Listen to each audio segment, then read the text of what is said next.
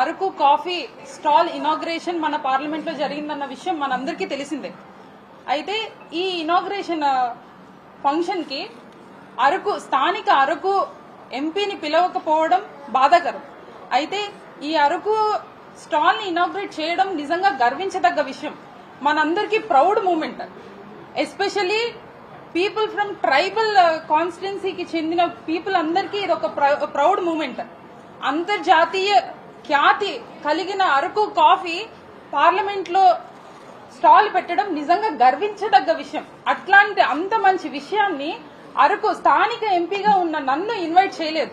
కానీ ఈ రోజు నేను ప్రెస్ మీట్ పెట్టి మీ మీడియా ముందుకు రావడానికి గల ప్రధాన కారణం నన్ను ఇన్వైట్ చేయలేదు అన్నది కాదు. ఇన్వైట్ చెయ్యకపోయినా నేను ఫీల్ అవ్వలేదు, బాధపడలేదు, చింతించలేదు. కానీ ఈ ప్రాసెస్ జరుగుతుంది, అరకు కాఫీని పార్లమెంట్ లోకి తీసుకుని వచ్చి పెడతాము అనే ఆలోచన మీకు కలిగిన రోజే అక్కడ మన ఎంపీ ఉన్నారు, మన సమస్యల మీద ఆమె పార్లమెంట్ లో మాట్లాడుతున్నారు, ఆమె వాయిస్ ని వినిపిస్తున్నారు పార్లమెంట్ లో. అలాంటప్పుడు అంత మన కోసం ఫైట్ చేసే ఆమెకి ఒక్కసారి చెప్పాలని అనిపించలేదా అని కాఫీ స్టాల్ ని పెడితే అరకు ఎంపీని పిలవాలనిపించలేదా? కానీ ఈ ప్రాసెస్ లోని ఒకవేళ గనక నన్ను పిలిచి ఉంటే, లేకపోతే ఒకవేళ గనక నా పార్టిసిపేషన్ గనక ఈ ప్రాసెస్ లో ఎక్కడైనా పెడితే, నాకున్న ఐడియాస్ ఒక 2-3 నేను మీ అందరితో షేర్ చేయాలనుకుంటున్నాను. అందరూ టేస్ట్ చేసిందే, అంతర్జాతీయంగా కూడా అందరికీ తెలిసిందే. అయితే దాని వెనక ఈ రైతులు ఎంత కష్టపడుతున్నారు, చెమటోర్చి కష్టపడి అరకు కాఫీని పండించిన రైతుల్ని, ఒక 10 మంది రైతుల్ని పార్లమెంట్ వరకు తీసుకుని వస్తే, ఇక్కడున్న ప్రముఖులందరూ కూడా అరకు కాఫీని టేస్ట్ చేస్తూ ఉంటే, ఆ రైతులు వాళ్ళని చూస్తే వాళ్ళు పడ్డ ఆనందం, వాళ్ళు పడ్డ కష్టం అంతా కూడా అక్కడ సాటిస్ఫాక్షన్ అవుతుంది అని చెప్పి నేను ఈ మీడియా ముఖంగా తెలియజేసుకుంటున్నాను. అదే విధంగా మన అరకు కాఫీ అన్నది not only famous for the Araku coffee, it's famous for other spices, it's famous for pepper, it's famous for turmeric, it's famous for jaggery, it is famous for tamarind. ఇట్లాంటి స్పైసెస్ ఎన్నో ఉన్నాయి. Araku coffee మాత్రమే అరకుకి famous కాదు.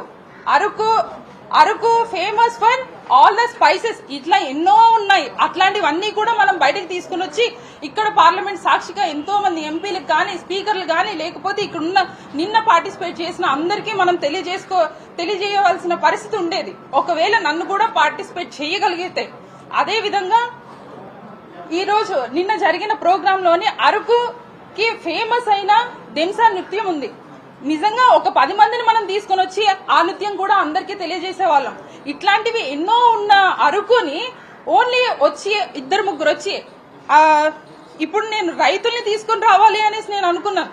కానీ పక్కనే ఉన్న ఎంపీని పట్టించుకునే వాళ్ళు రైతులను అంత దూరం నుండి ఎక్కడి నుండి తీసుకువస్తారు? అది నా భ్రమ కాకపోతే. అదే విధంగా ఈ మీడియా ముఖంగా నేను తెలియజేసేది ఏంటంటే, ఇట్లాంటి పనులు ఏవైతే జరుగుతున్నాయో నా ప్రమేయం లేకుండా, నన్ను పిలవకుండా ఇది చేసింది టెంపుల్ ఆఫ్ డెమోక్రసీగా పిలిచే ఈ పార్లమెంట్ లోనే ఇట్లాంటి వైలేషన్ కలుగుతూ ఉన్నప్పుడు, మా ఇక్కడ ఉన్న స్థానిక ఎంపీనే పిలవలేనప్పుడు, ఇట్లాంటి రకరకాల పనులు, లేకపోతే మీటింగ్స్ కానివ్వండి, ఏదైనా ఇనాగ్రేషన్ కానివ్వండి, నా సొంత కాన్స్టిట్యున్సీ అయిన అరకు, మన్యం, ఏఎస్ఆర్ జిల్లాల్లో కూడా చాలా జరిగినవే. అది ఏదో నామకే వాస్తే, ఏదో నేమ్ సేక్ కోసం నన్ను ముందు రోజు నాకు ఫోన్ చేయడం గానీ, ఫోన్ చేసి మేడం ఇలా ఉంది అని చెప్పడం గానీ చాలాసార్లు జరిగింది.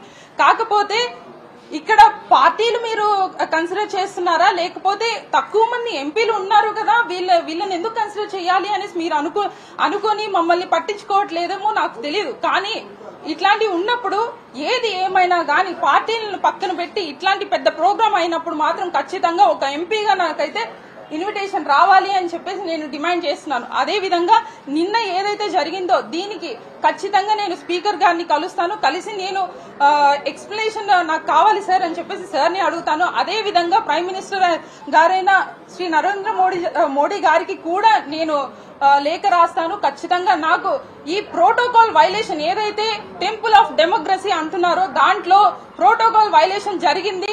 అది ఎవరు చేశారు, ఎందుకు చేశారు, ఇంటెన్షనల్లీ చేస్తే ఖచ్చితంగా నాకు జస్టిస్ కావాలి అండ్ నాకు ఎక్స్ప్లెనేషన్ కావాలని చెప్పేసి నేను డిమాండ్ చేస్తున్నాను.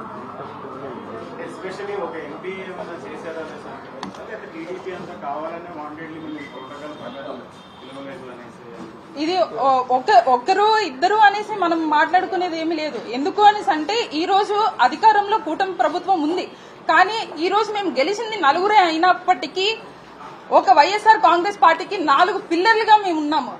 అలాంటప్పుడు పార్టీలు పక్కన పెట్టి ఇది ఒక మనకి జరిగిన ఒక ప్రివిలేజ్ గా, ఒక ప్రైడ్ గా తీసుకొని నన్ను పిలవాలి అని చెప్పేసి నేను డిమాండ్ చేస్తున్నాను.